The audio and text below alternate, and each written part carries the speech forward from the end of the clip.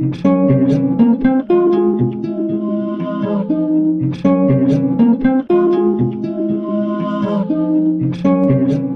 šitas nav tas dizains, par ko mēs šodien runāsim.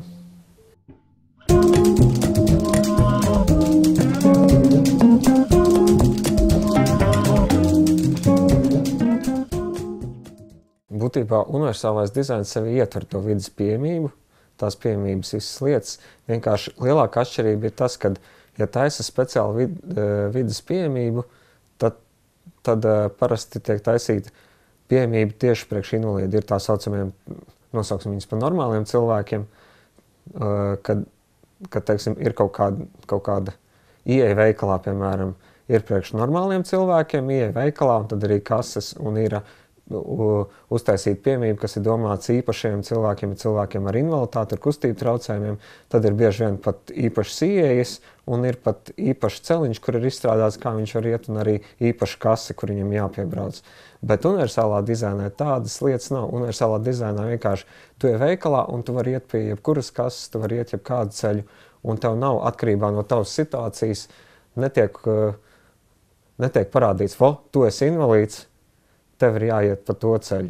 In Sweden we usually use the definition design for all. We usually talk about design for all, not universal design. And what does it mean? It means that in designing products, in buildings, in infrastructure, as many people as possible should be able to use it. So we are not talking so much of specially niched products for people with disabilities, but basically starting from the other side to say that when you design a new product or when you build a new building, it should be for all. Nu, Latvija kā parasti. Mums vajadzētu vispirms tikt ar vidas pieejamību galā. Tad mēs varētu runāt kaut ko par nākamo soli. Universālais dizains, tā ir izglītot sabiedrība, tā attīstīta vide, attīstība visās jomās. To nozīmē. Uztaisīsim kaut ko speciāli invalīdiem. Tad tā uztaisīs tā, ka tur par maz neliekās. Visbiežāk tas ir arī ne tikai neestētiski skats uz to lietu, bet arī viņš nav lietojams. Nereti to saskaramies. Būtībā šis princips ietver to universālā dizaina pamatdomu, pamatattieksmi, kad jebkuru pakalpojumu, vidi vai arī lietu var ērti lietot tik viens cilvēks. Bieži vien tās ērti lietojamās lietas nav viņas kaut kā tur super dārga dizaina vai kaut kāds papildu ierīču palīdzību uztaisīs, bet viņas ir ļoti vienkārši, ļoti elementārs, ka, teiksim, jebkurš cilvēks var, piemēram, ja mēs par to pašu veikalu runājam, tad jebkurš cilvēks var viņā ieiet un viņā iepirkties. Kas ir vienkārši nevis pirms ieejas durvīm ir pakāpieni, bet gan smuka tāda lēzana iebrauktuve, bez sliekšņiem, durvis, teiksim, labākā gadījumā ir elektroniskās, kas automātiski atverās un cilvēks mierīgi iet, brauc, vai viņu stumi, vai arī viņš lec, viņš mierīgi tiek iekšā veikalā. Brīnišķīgs piemērs pēdējā laikā ir parādījies telefoniem, kad tagad ir visiem mini USB pieeja, un tad tā mini USB pieeja mēs jau varam teikt, ka viņi tiek jau pielīdzināti arī tai visdažādākajai lietošanai, jo ar to vadiņu tagad pie datora var pieslēgt visdažādākos telefonus, neskatoties uz to, kāds tev ir lētāks vai dārgāks.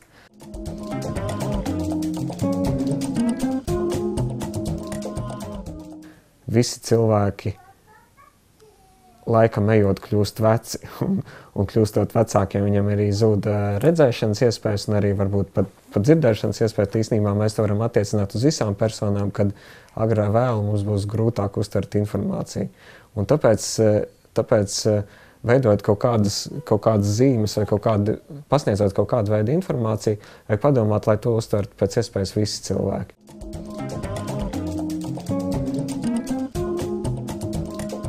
Tās ir norādes uz ceļiem, kad cilvēks zina, kur viņš var iet pāri ceļam, kur nevar iet pāri ceļam.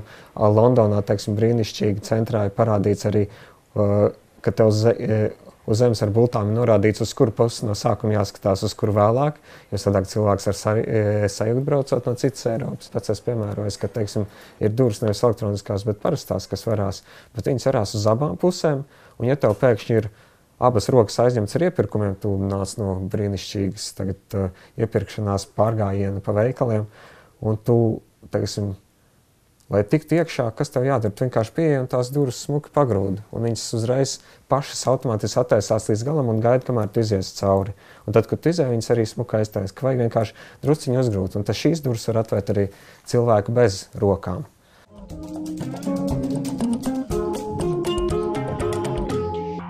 Māmiņa ar mazu bērnu ir ne tikai tā telpa, ko aizņem māmiņa un bērns, bet arī visticamāk arī ratiņi, kurās sēž bērns. Tātad, iekārtojot vidi, to pašu veikalu, vajag parūpēties tā, lai veikalā var tikt ne tikai viens cilvēks atsevišķi un iziet cauri visām pa tām iepirkšanās ejiņām, ietvēm, bet arī, lai pa tām ietvēm var izbraukt cauri, teiksim, māmiņa ar bērnu ratiņiem, kuros ir bērns.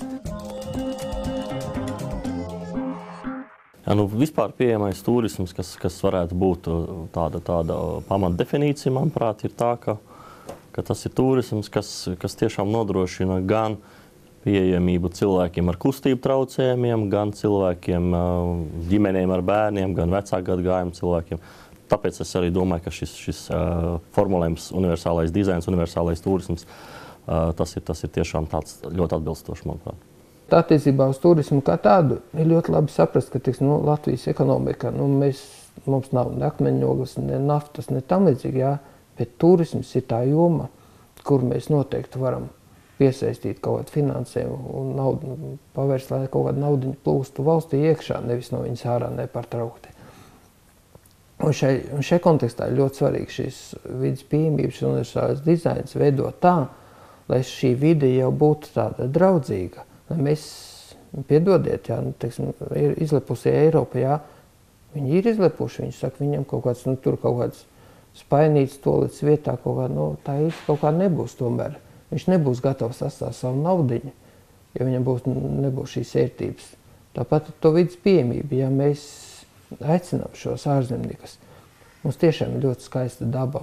Mums tas nenozīmē, ka mums tagad viņi jāapgriež ar kājām gaisām, lai uz viņas pelnītu. Bet sakārtojot, ar izglītotu pieeju, sakārtojot šo vidi, mēs varam saglabāt to vidi un tā pašā laikā nodrošināt šo turismu piesaisti, kas reāli ir naudiņa valsts ekonomikai.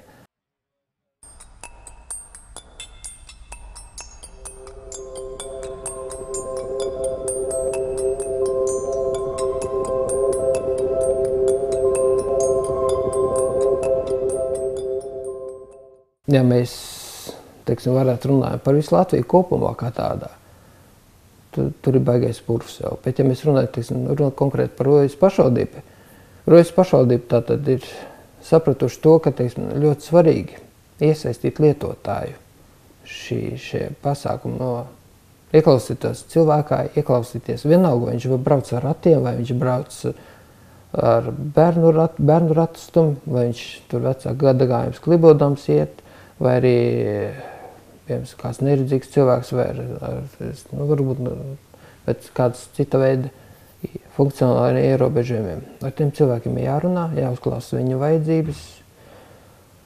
Un tādā veidā šī universāla dizaina kaut kāda principa ieviešana jau kļūst reāla. Tas bija droši vien, ka gadus 7 atpakaļ, kad es pirmo reizi saskāros ar to, ka no manām paziņām vienam vajadzēja ratiņkrēslu. Un tad šī meklēšana bija ļoti sarežģīta, jo Latvijā ir diezgan problemātiski atrast šos ratiņkrēslus, ja arī viņus atrod. Tad ir šīs specifiskās lietas, šim puisim vajadzēja ar labās rokas vadāmību, tad ir vajadzīgi akumulātori un tā tālāk. Izmeklējot Latvijā, nekādi man ar panākumiem nekā negāja, atradu šo krēslu Vācijā viņam. Un tad es tā kā sāku aizdomāties par to, ka tomēr ir cilvēki arī tādi, kam ir problēmas, bet sabiedrība tēlo, ka mums tāda cilvēka nav. Un mūsu novadā arī šo cilvēku ir daudz. Un, ja runājam par invalīdiem vai cilvēkiem ar īpašām vajadzībām, tad visiem asociējās, ka tas ir cilvēks, kurš brauc ratiņkrēslā. Ja? Bet patiesībā ir gan vājredzīgie, gan vājdzirdīgie, gan arī ar iespēju, lai viņam ir tur tā nūjiņa, bet pārvietoties tādām iespējām arī cilvēkiem ir, protams, kad nepieciešams. No sākta galā, no 38. gada dzimta. Šeit ir paša māja, šitie vecā zvenieku māja, bijušo 33. gada celtā, un no šitā mājām, kādreiz aizgāju uz jūru strādāt, 4 cilvēki.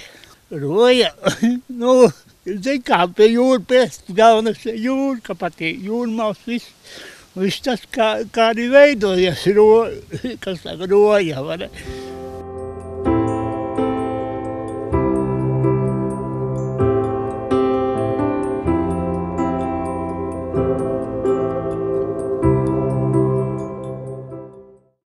Patiesībā nekas nav grūti, ir jābūt gribai. Un ja mēs sēdēsim un kaut ko gaidīsim no valsts, tad mēs būsim tur, kur mēs esam. Ja? Novados dzīvo dažādi cilvēki.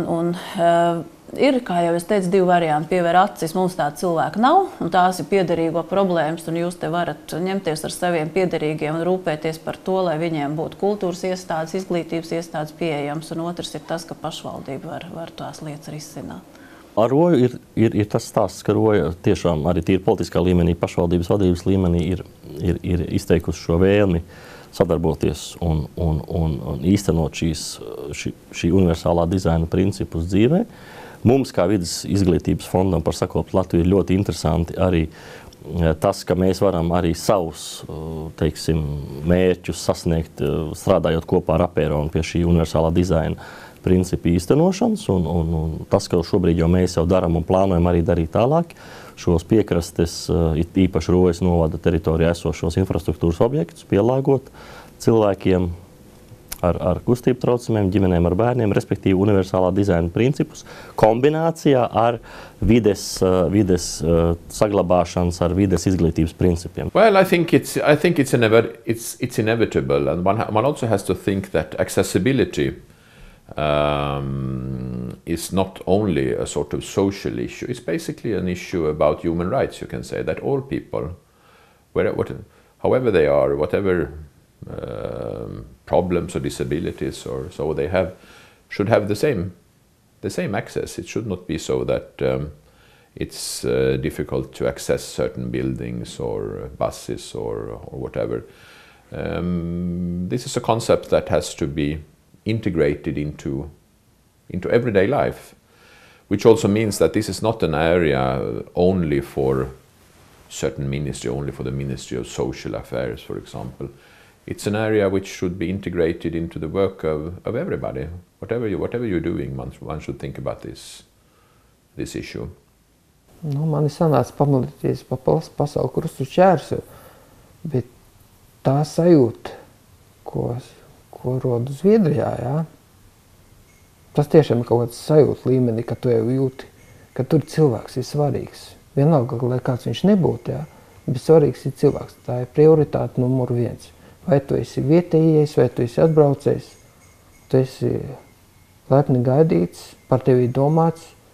Cerīgi tie momenti tie, kā, teiksim, Rojas pašvaldība, Siguldas pašvaldība, kas nav tās grandiozākās un pelnošākās, jā, bet kur šobrīd, teiksim, saprot, ka tā vidas pieejamība, tā ir iespēja ne tikai tiem cilvēkiem, kas atbrauks pie viņiem, bet arī pašvaldībai. Tā ir iespēja attīstīties un izaugt. Tipiskais rojnieks ir zvejnieks, būtībā. Un pats es zvejnieks nav bijis nekad. Tas netraucē. Nemaz nē, tas tikai palīdz labāk iet pa smiltīm, jo dabiski, ka daudz sliktāk ir iet nekā pa laipiņam. Un tas ir lieliski, ka tāds laipis izdomāja. Ne jau tik vien nojās, bet caurāt vietā. Ietāksiet, ka tā ir nekāda gadu netraucē. Tur var braukt arī invalīdi ar ratiņiem. Garīgi vai tiek pie pašu ūdens klāt. Tas ir lieliski, ka tā izdomāts. Man jau liekas, ka tagad par universālo dizainu Latvijā sāk runāt un sāk viņu lēnā garā izprast, ka Latvijā vēl aizvien ir nopietni jāstrādā pie tās izpratnes veidošanas, pie tā, ka, lai izmantot universālo dizainu, ir ne tikai jāiemācās pamatprincipi, bet tā ir pilnīgi attieksmes maiņa un domāšanas maiņa. Jo tas tiešām nav vienkārši formulas izpilde, bet domāšana par visiem, rūpēšanās par to, lai tevis konstruēto ēku var izmantot visi. Un kāpēc?